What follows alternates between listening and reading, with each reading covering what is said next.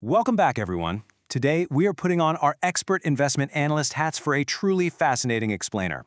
We're taking a cutting-edge biotech company, Relay Therapeutics, ticker symbol RLAY, and running it through what I like to call the Guru Gauntlet.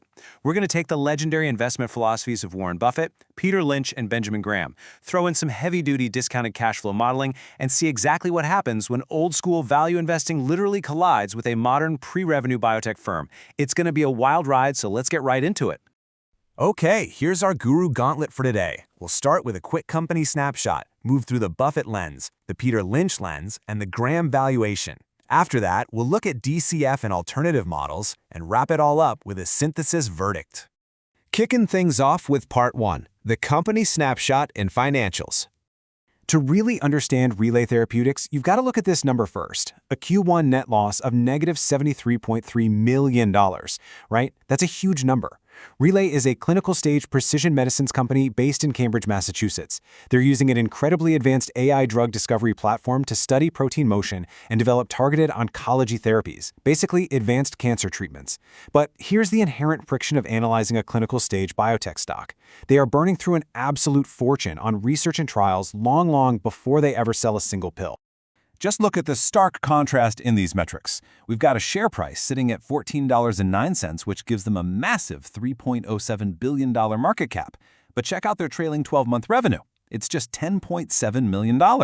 And their trailing EPS, or earnings per share, is negative $1.57. That actually translates to a trailing net loss of $272.7 million. So, to put that into perspective, you're paying over $3 billion for a company that's generating essentially zero commercial revenue today. Definitely keep that in the back of your mind as we bring in the heavyweights. Let's move to Section 2, the Warren Buffett lens. So we run Relay through Buffett's classic checklist. First up, do they have an economic moat? Well, you could definitely argue their proprietary AI protein motion platform is a pretty strong technological moat. What about management? They actually have a flawless balance sheet with enough cash runway to survive all the way until 2029 without needing to take on more debt. So debt levels, highly manageable. But here is where the wheels completely fall off. Earnings consistency and return on equity. Both are deeply negative. Buffett demands a long, proven history of consistent, predictable earnings, and Relay just hasn't reached that stage yet. So the crucial point here is this. Buffett heavily relies on calculating what he calls owner earnings, which is essentially free cash flow, to figure out what a business is intrinsically worth. That lets him buy at a discount, creating his famous margin of safety. But because Relay has negative cash flows and is burning hundreds of millions a year, calculating owner earnings is literally mathematically impossible here. At what price would Buffett buy? Honestly, he wouldn't, not until they establish positive cash flow. For the Oracle of Omaha, Relay is a firm pass. Next up, Section 3, the Peter Lynch lens. You know, Peter Lynch famously categorized companies into different buckets, right? Stalwarts, fast growers, turnarounds. For Relay, we really have to categorize it as a story stock or a long shot. Lynch loved looking at the PEG ratio. That's price to earnings divided by the growth rate to find undervalued growth. But again, we run into a wall. You just can't calculate a PEG ratio when there are absolutely no E, no earnings. The math just breaks. However, Lynch was totally open to investing in long shots, provided the story was compelling enough and the balance sheet was strong enough to actually fund that story to completion. And wow, Relay's story is incredibly compelling. Their leading breast cancer inhibitor, RLY-2608, showed a 9.2-month median progression-free survival rate in trials. That's outperforming current standards. They also have another drug for vascular anomalies that showed a 100% volumetric response in early doses. That's huge. Lynch would weigh this immense clinical potential against the stark financial reality of zero profits. But because their balance sheet has cash through 2029, a Lynch-style investor wouldn't necessarily sell here. They'd likely rate this a speculative hold pending those Phase 3 trial results. You're basically buying a ticket to the clinical trial readout. Let's move on to Section 4, the Benjamin Graham valuation lens. If we run Graham's strict defensive checklist point by point, honestly, it's a bit of a bloodbath. Adequate size? Pass. At $3 billion, it's definitely a large enterprise.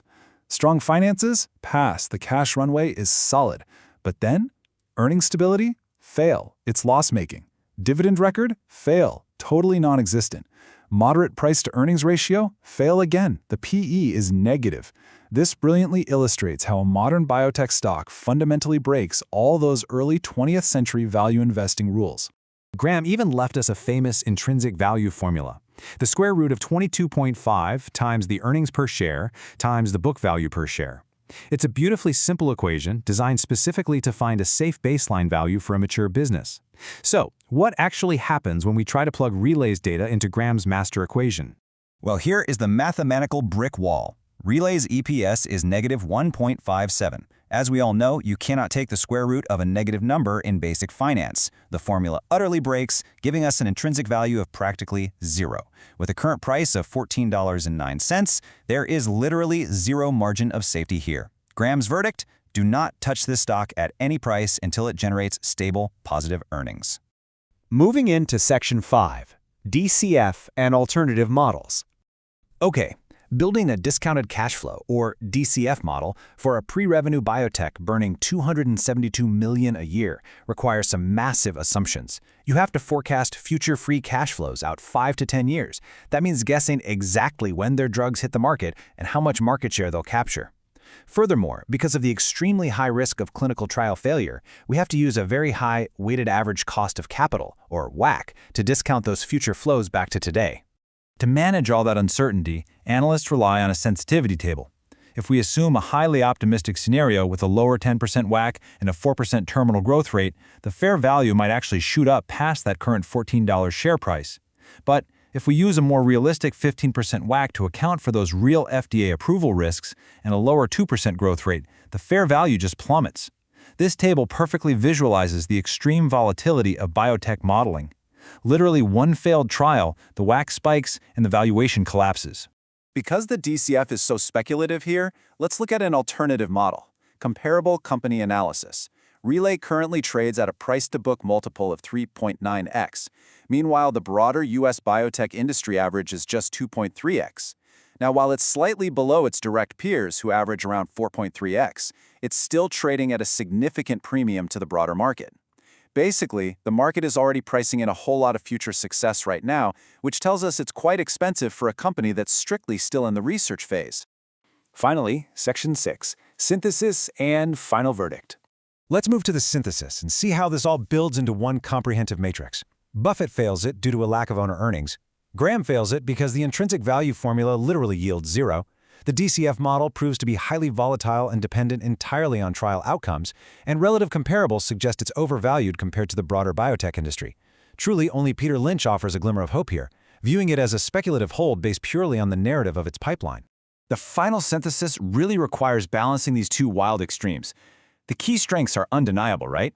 Their lead drug has incredible efficacy data, and they have more than enough cash to see it through to potential FDA approval in 2029. But the risks are equally massive. Trailing losses of over $270 million, deeply negative EPS, and a business model that relies entirely on a very uncertain future. Ultimately, Relay Therapeutics represents the classic growth at a loss narrative. If you are a strict value investor following Buffett or Graham, the recommendation at $14.09 is a hard sell, or actually more like a do not buy until the cash flows turn positive. The guru trigger price is effectively zero today. But if you're a speculative growth investor with a high risk tolerance, you might view this as a hold. You're essentially placing a calculated bet that their AI platform will revolutionize oncology before the bank account runs dry.